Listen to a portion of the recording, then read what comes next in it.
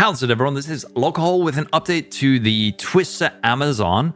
So there was a massive bug fix that massively reduced this build's damage. But the good news is that it was dealing such an obscene amount of damage that even after the nerfs, it is still so good. This build absolutely rules. The clear is brilliant. It has excellent single target. For the time being, the defenses are fine. We're going to have to see how it works in the end game, like late end game. I'm currently around level, I think level 76 starting in yellow maps, so like tier 7 maps. And just everything has been a breeze so far. The build is fast, it's fun, it kills everything that it needs to. So screen out is just some footage from the stream today. Obviously, I pick up an acceleration stride as I'm discussing the build, which is normally very unethical. I can actually let me skip ahead a little bit. But yeah, build is great. So the nerf that happened, or the bug fix rather, was so elemental twisters were gaining 50% of damage as damage of the corresponding element, and then each twister afterwards was gaining an extra 50% and an extra 50%. So one twist would deal like 50% increased damage, next would deal like 100%, and then 150, 200%. It would just like go up and up and up and up to the point that they were doing obscene amounts of damage, which is when you saw that clip of me killing Doriani in like 2 seconds. But it is still, it's brilliant. I'm loving this build.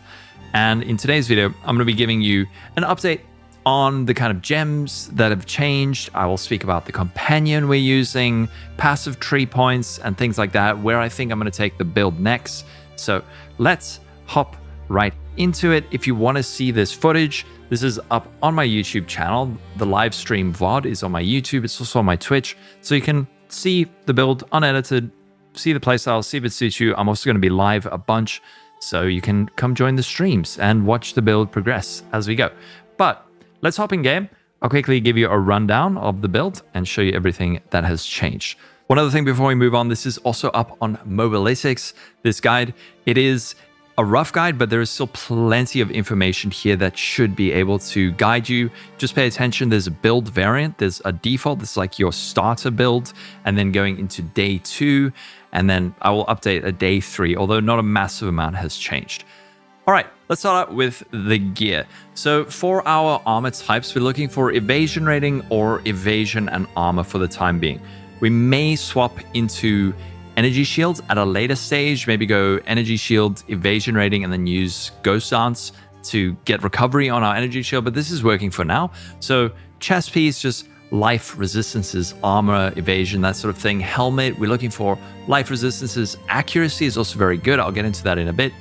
Amulet, life resistances, attributes, spirit, rings. Very important on your rings, other than life and resistances and attributes, is also flat damage to attacks like this and this one over here. And then accuracy rating as a base.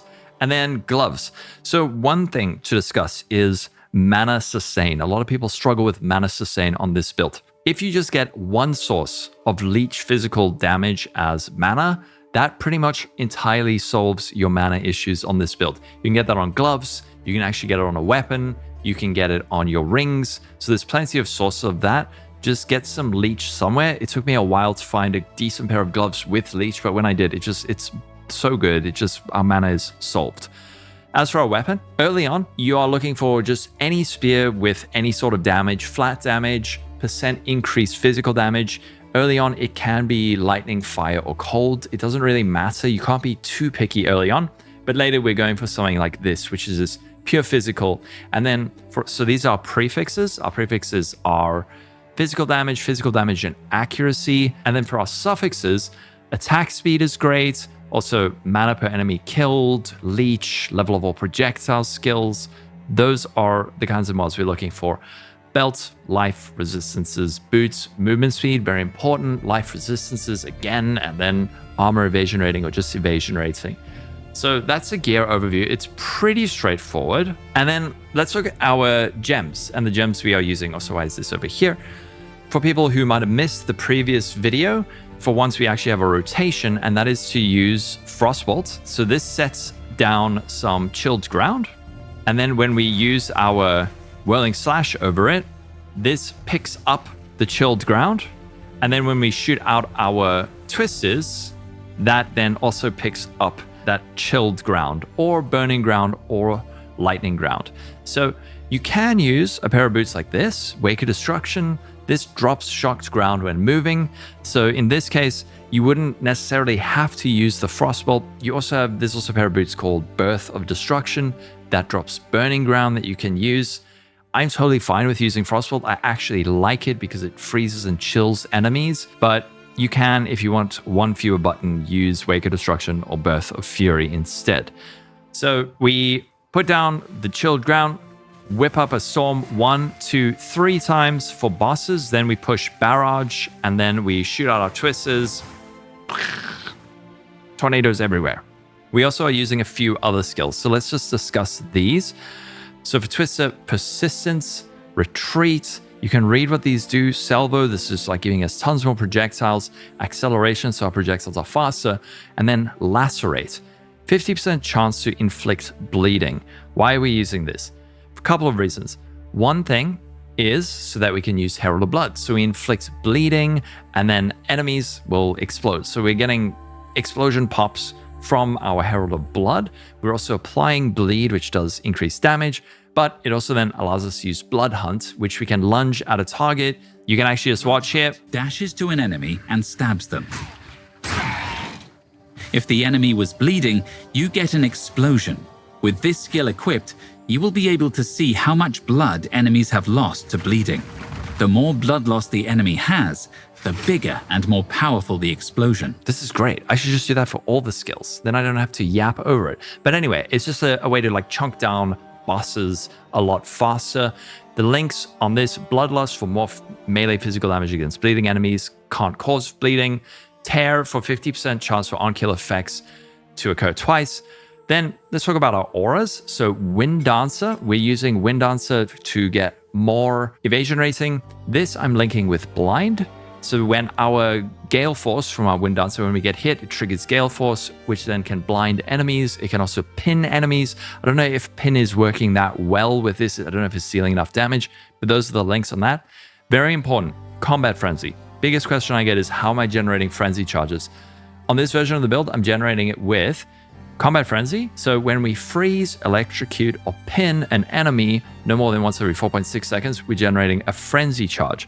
So that's why I like keeping Frostbolt, because this adds cold damage to our twisters, which then freezes enemies, generating frenzy charges. I also have the pin here because of that, just to further improve that frenzy charge generation. I actually found an interesting little unique item that you could also maybe pick up if you're interested. It is a charm, this one over here, Valakos Roar, used when you take lightning damage from a hit, grant frenzy charge on use. So when this gets triggered, you get a frenzy charge. You can equip this if you want to get improved frenzy charge generation. There are a few other ways, but Combat Frenzy with Frostbolt and cold damage really just feels like the best way to me. And then the support on Combat Frenzy is Profusion, so 50% chance to get an additional charge when we do, and Precision. If you have enough Spirit, you can put this in. If you don't worry about it for now. Then we're using Herald of Blood, linked with Magnified Effect and Brutality. Barrage, these links are very important. Premeditation, skills empowered by supported skills deal 15% more damage. So when we do push this button, our twisters are getting 15% more damage, which is a lot. Perpetual Charge, supported skills have 35% chance to not remove charges, but still count as consuming them. If we have frenzy charges and we use Barrage, we get increased number of repeats from our Barrage. So it shoots out even more twisters. Last one, Twofold. Benefits from consuming charges for supported skills have a 20% chance to be doubled.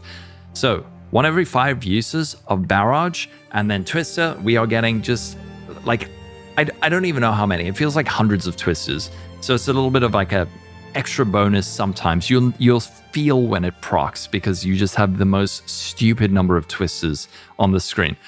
As for our companion, I have a full video on companions, but most important mod, as far as I see it for now, is Haste Aura. And then there's a bunch of secondary mods like All Damage Shocks or leaves a trail of Frozen Ground, Burning Ground, Lightning Ground. There's a bunch of good mods. I'll link that video in the description for you to watch if you want to know where to farm a good beast.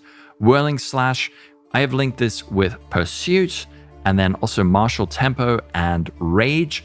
I might change these around. This skill, it's not dealing as much damage as the Twister. I'm using the Twister mainly to kill stuff. So this could actually end up being more of a utility thing with like fonts of mana, rage, that kind of thing. But for now, these links are working for me. And then Frostbolt. So this is to get our chilled ground. For this, just use a level 3 gem, low level gem. You don't need a high level gem. Then I'm using that with Scatter Shot, Arcane Tempo, and then the final one is Suffuse. Ground surfaces created by supported skills gain 20% increased area of effect per second, up to a maximum of 100. So that's why when I use this, you're going to see the ground, you see it slowly start growing. That just increases the amount of space we have to work with our chilled ground. Someone also mentioned another gem that looked really cool when I get a 5th link on this, which is Wild Shards. Supported skills have a 20% chance to fire 8 additional projectiles in a circle. I'll probably use this when I get a 4th link on my Frostbolts. So those are the gems for the most part. Again, this is all up on Mobalytics. As for our tree, let's discuss the tree over here. So I did my 3rd Ascendancy. I have this critical strike here. However, I don't feel like I'm scaling enough accuracy racing yet for this to actually have that much impact. This is setting me up though for a transition into crit, which will be big damage. So the idea here with this is if we have an excess chance to hit with attacks, that gets converted, or not converted, but we get an additional base critical strike chance amount based on that amount. So the highest chance to hit we can have is 150%, which means at the top end, an unrealistic amount of accuracy, mind you, we could get up to 12.5% base crit. More realistically, it's going to be like 5, maybe 10% base crit, but even that is ridiculously good. So I'm currently now investing in accuracy around the tree to try and actually get the most of this. There's also Lycosidate, which is a shield that doubles our accuracy that I will probably incorporate at a later stage. But this is the kind of node, I wonder if I should have perhaps taken Stalking Panther or just anything else first in preparation, because currently I'm not really getting that much use out of it. However, Predatory Instincts and In for the Kill are still excellent. Just read what these do. These are really good. But my 4th Ascendancy will probably be Penetrate, and then I will do the full transition into crit. And there's a whole lot of really good crit stuff around the tree, really close to where we are. So there's like crit up here, crit bonus up here, crit this one. I don't know about this one really. That one I probably won't take. But like down here, there's Tainted Strike. There's some accuracy down here. There's a whole lot of crit stuff all around the tree, especially up here. I remember there being like, there's some nice crit here, up here. So when I go full crit, I will do an update on that, and that'll probably be like leaning into the very end game version of the build. But the rest of the tree, fairly similar to what I had last time, with a few changes. Like I said, I've gone for the accuracy, taken a few more evasion rating, things like that. Savagery to get increased frenzy charges so that we get more out of our barrage, and a bit of extra evasion rating over here, a bit of extra evasion rating, just like defensive stuff. And other than that, I think one thing I dropped in the last version, I had this Tandem Assault. This really just didn't feel worth it. I kind of traveled this way for the attributes and stuff, but all these points could just be way better invested elsewhere. I think I'm probably going to go for Stand and Deliver as well for crit, but this is the direction of the build. I'm guessing if you're watching this video and you're like way ahead of me, you probably know what you're doing. So this is more for people, I'm guessing, are most likely lower level than me, and you can see what I've done here. But yeah, this is all on Mobalytics. So this is the build. It's performing so great. It's so good. I really love this build. It is mega fun. Check it out on Mobalytics. All the leveling guide stuff and the update up to this point is over there. If you have any questions, ask in the comments below. Join the Discord, join streams, all of that. I'll be happy to answer your questions. And check out the video on companions if you want to learn more about that. But that's going to be it. Have a wonderful day, everyone. Stay safe. Follow me on Twitch, YouTube, join the Discord, Patreon if you want to support the channel even more. Have a wonderful day, everyone. Stay safe. Catch you in the next video, and bye-bye.